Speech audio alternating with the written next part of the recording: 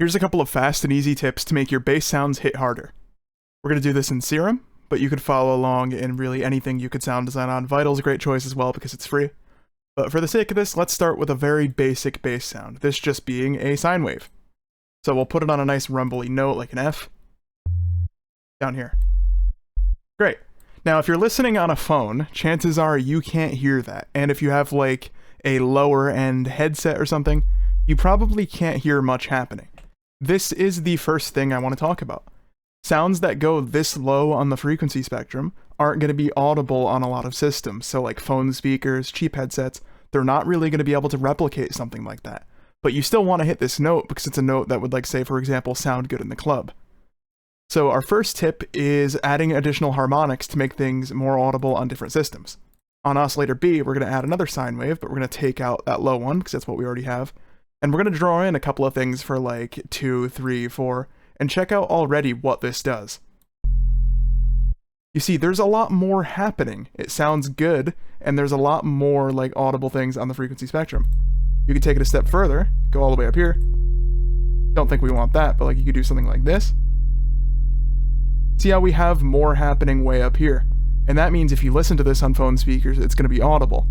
This is also a good layer to make stereo, because you don't actually have stereo sub. Our sub is oscillator A. We actually removed that from B.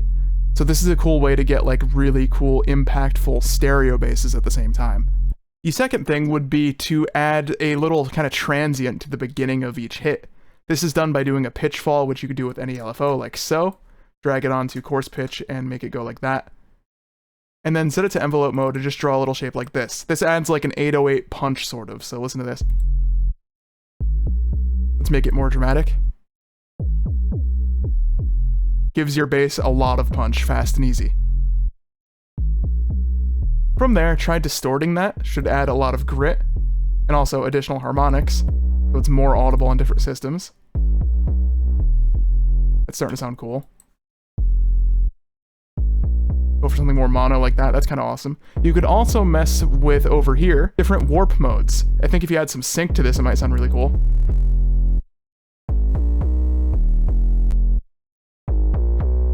That's pretty cool, and as you can see, that's nice and audible on all sorts of different systems as well.